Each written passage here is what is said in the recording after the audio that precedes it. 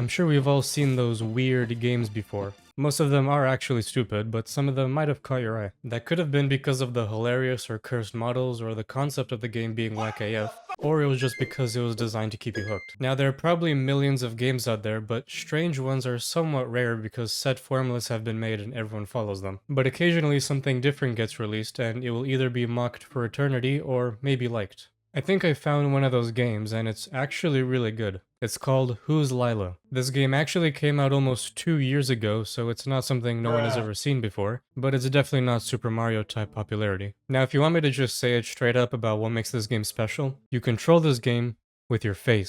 Well, not your face specifically, this isn't motion capture, but for the entire game the screen is split into two sections, one that shows what's happening in the game world, and one that just has this guy's face staring at you. Not just his face though, it'll also show other characters' faces when you talk to them. Fun fact, the faces you'll see are not real people, they're all AI generated, except for these two specific faces. These two are both a sketch of the same person mentioned by the credits, but in-game they're two different people. Get used to this though, because you're going to be staring at this face for the whole game. This game is also technically a horror game because it's got some horror parts and a few spooky things, but I'm sure that it's mainly because of this dude's face. Anyway, there's way too much to explain about this game, so let's just go start from its beginning. Actually, just from the main menu, you can tell that the main character's face is asleep right now, and instead of a start game button, it says wake up. When you wake up, the guy actually wakes up, and you'll see his character walk into view on the left. You'll notice that this game is heavily pixelated and really dark and hard to see on purpose. This probably also incites a little bit of horror because I'm sure you know how I feel about pixelated stuff. The main character here, who's named William by the way, has a small monologue, and yes, this game is heavy on dialogue, like you're going to be reading a Stephen King length novel here. Our character will talk about how he can't express emotions and he has to make a conscious decision every time he makes a face.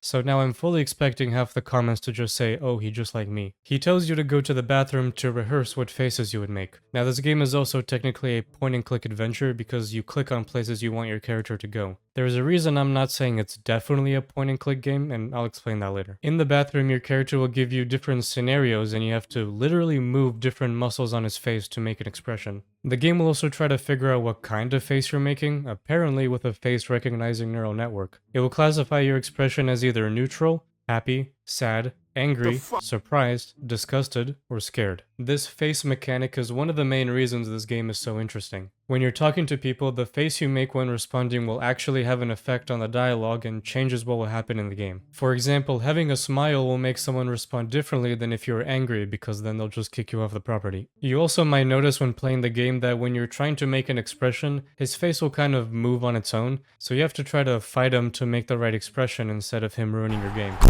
This could be quite annoying, but there is an option to make things easier. It gives you more time and it stops the face from moving on its own. I turned it on after 2 hours because I couldn't be bothered. And I already know one of you is going to spam skill issue, so don't you dare. After practicing your face for like 10 minutes because whatever neural network they use can be goofy sometimes, you leave and you hear the phone ring. When you answer it, question mark will tell you that Father Lawrence has died and you should meet him at the train station. Okay, then the other phone rings, and when you answer that one, this happens.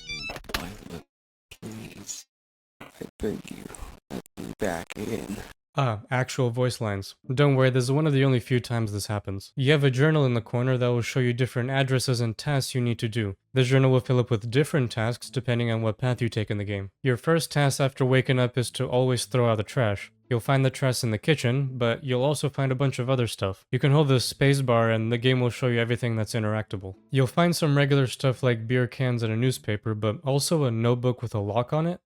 Huh? Somehow you also don't know the code even though the character says it's his diary. So you grab the trash bag and you go outside to throw it. You can also talk to the concierge lady if you want. And around the corner you'll find the bus stop, and from here you can go to whatever locations you know. So remember that journal? If you discover a new address, you can go to the bus stop to go there. But beware, after you play through the game, your addresses will reset, so you'll have to rediscover them. And you'll be doing that a lot because there are 15 different endings. You can see all the ones you got in the menu. Now you might notice that the endings Roman numerals go up to 20, but there are not 20 endings, just 15. Each ending will give you a tarot card, which is apparently a type of card used for the game Tarocchini in the 15th century, and also fortune telling. Why did they use tarot cards, you may ask?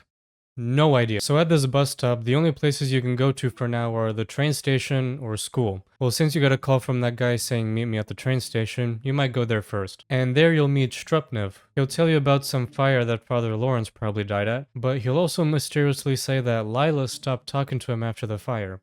Lila, you say? Then he'll tell you that Father Lawrence left you something in the depot. So you go there, only to find Strupnev say you were lying, and that you should have chose him instead of William, and he's going to kill William in order to set you free. So now you're trying to avoid Strupnev in a point-and-click game. Okay, pause for a second. You just got a bunch of lore dumped on you with no time to process it. So you, the player, is named Lila, and you chose William for something instead of Strupnev? One important thing about this game is that you have to discover the story yourself by talking to people and going to different locations. It's not going to tell you the story outright.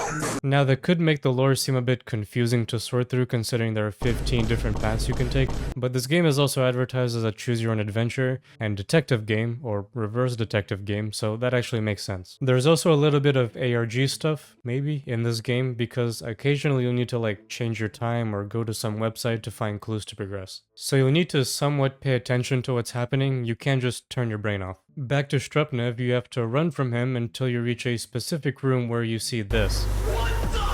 Combined with the weird faces, hard sound effects, and Strupnev being spaghettified, this scene can be really off-putting. And confusing when someone named the Empress talks to you, says both of you should cease, and throws you back to the main menu. If your brain just exploded, don't worry, you're not alone. Now if you go to the Endings tab, you'll see that you've gotten one ending.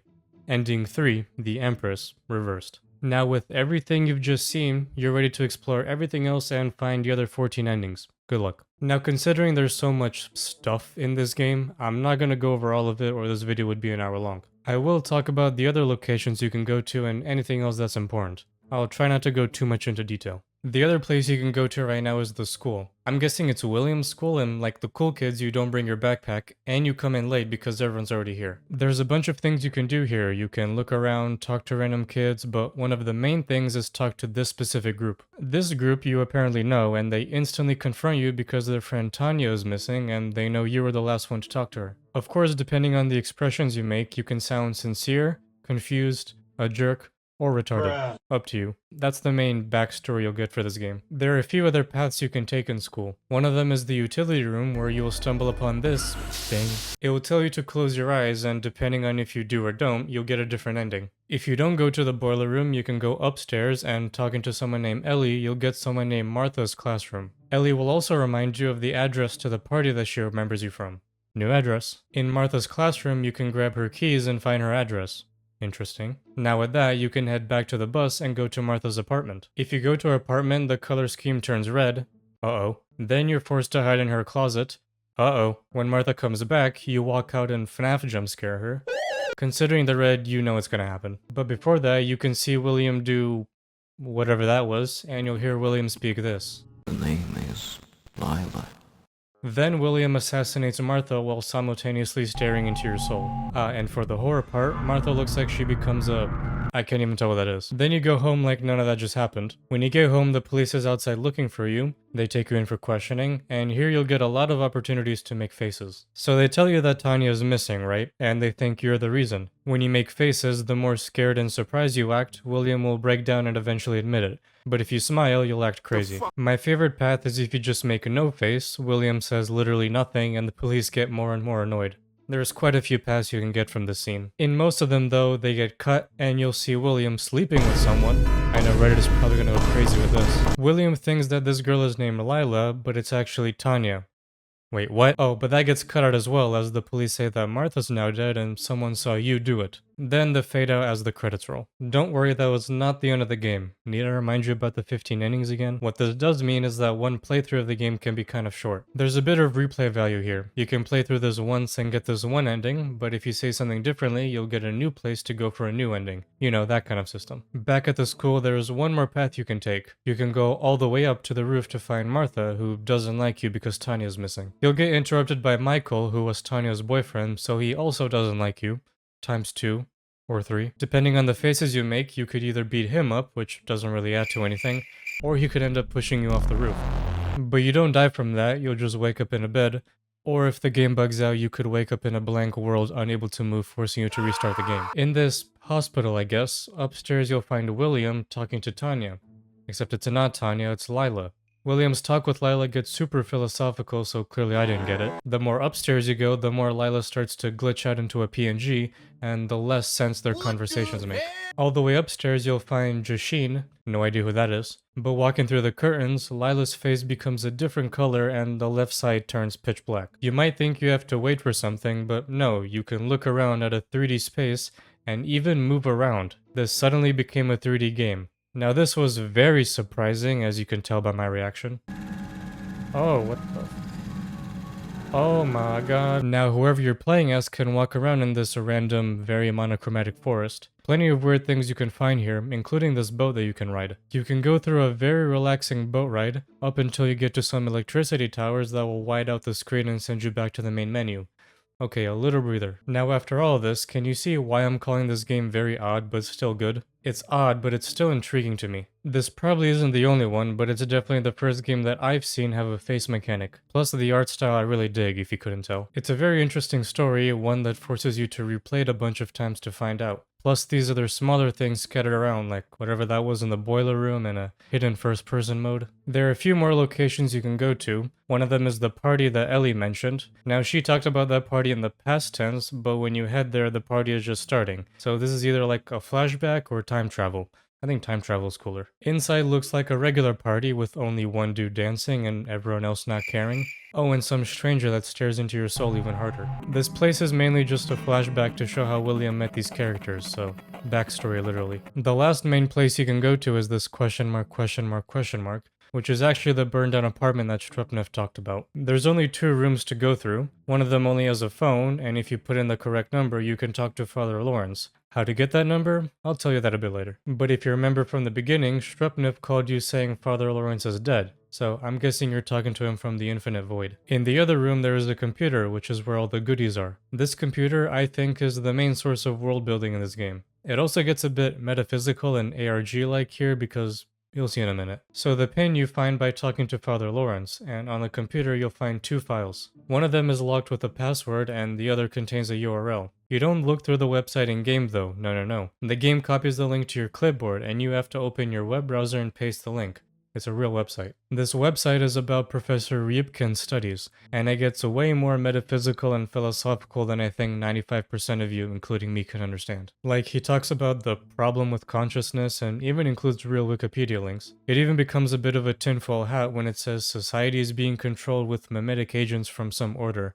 But yeah, I don't care about that. You guys are here for some memes, I'm sure. The log document is more story stuff, but just finding the password was a hassle. You have to look through that one website to find another link, and using a password you have to download a classified document, and somewhere in here you'll find the password to the locked file. This document talks about Lila and how to get rid of her, and it seems to even be talking to William directly while the music ramps up a bit. But after that you're back and nothing is different. So yeah, story stuff. Now that's every main location. I say main because there are a couple smaller locations. One of them is this coffee shop. The address isn't given to you. You apparently have to find it by going on Tanya's Twitter post. Yes, it's a real post, by the way. The only thing you can do here is talk to the waitress. This is a little bit strange though, because you and the waitress apparently know each other, and she refers to William as Lila instead. She also mentions someone named Detective Yu, and speaking of that, that's the last important location you can go to. Detective Yu is an FBI agent who's investigating you, the player, or Lila. You can't take the bus to his place, you actually have to load to his place. When you first get introduced to him, he says to meet him at a familiar place, and he'll bring you back to the menu. What he means by that is when you click load game, you'll find a save called Yu's office. This is a unique save slot because the eye is open. Every save state that you make is a closed eye, so this one is special. In Yu's office, he'll tell you to pick any of the tarot cards you got, and whatever card you pick, him and Lila will talk about it. If you're not a story nerd, most of their talks will sound cryptic as hell, but that's kind of the only purpose of this place. He's just here so that him and Lila can talk about the cards, and you, the player, can get some more lore. But now that's it. That's every location you can go to. It's quite a variety, and all the places are certainly interesting the first time you go there. Not that you can see much of them because it's literally drawn by dots, but I still think it's cool. If you were getting tired of looking at everything in black and white, there are different palettes you can pick. However, these colors you have to find in-game. Some of the things you can interact with will give you a palette, which you can then change in the menu. There's quite a lot of them, so pick your poison, but I quite like the black and white. Okay, but this is the best part. So remember when I said that there's a phone in the burned building and calling the right number will get you to Lawrence? Well, you can't find that number in-game. You have to be told that number. What do I mean by that? Well, at some point in the game, you'll get a link to some DLC for the game. This DLC is called Damon. It's actually another program that brings up this ominous face along with ominous music that you can't turn off. Now this is the cool part. You have to run this program alongside the main game. And if you notice, sometimes in specific locations, there's this icon that will appear in the corner. Damon will notice these locations and his eyes will light up. This means that he's ready to tell you something. Oh yeah, Damon can speak. As an example, in the starting room his eyes will light up, and if you go to the kitchen, he will talk.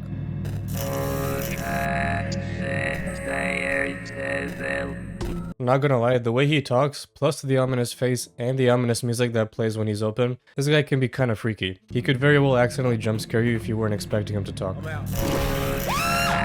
This is how you get the number to call on the phone. When you get to the phone, he tells you which numbers to put one by one. He'll also give you hints about other things to do, so he's pretty useful. And also necessary for some endings. Now this idea of having another program open alongside the game, I'm sure it's been done plenty of other times, but honestly I think this is one of the coolest ones. So the story is probably the most important part of this game and I've been skipping it this whole video. Don't worry though, it's to not waste your time because someone else already explained the story in detail. In a 7-hour video. Yeah, to fully explain this game, it'll take all day, and maybe a GTA video to keep the kids occupied. So I won't be explaining it in detail. I will try to briefly explain it. So to my understanding, which is very little, the game is about William. Except not really. William is being controlled by someone named Lila, which is you, the player. This Lila character is kind of like an infection that takes complete control of a host. That's why William does whatever you tell him and makes whatever face you make. Now, who is Lila in a reality sense and how does she work? That I have no idea. That part is probably explained by Father Lawrence and his colleague who made that website. That, along with the classified document, explain a lot about this idea. But I clearly wouldn't be able to understand it, and trying to would take forever, so I'm not gonna bother with that. This more surface level story I'm happy with. I think that's good enough. Overall, I thoroughly enjoyed this game. It's a very different game, but still an interesting concept. The whole face mechanic combined with the art style, plus the set in first person, the tarot cards, and Damon, it's all magnifico. A very nice job by the developer Garrick Heathen. I'm definitely mispronouncing that. He truly built something one of a kind and something different than what we're all used to. I wish him luck on his future games. I would 100% recommend you try this game. I'm sure you'll find it interesting. Unless you have ADHD, then maybe this is a little bit too slow for you, but still try it out. As for who's Lila, well, it's definitely this bit. But anyways, bye.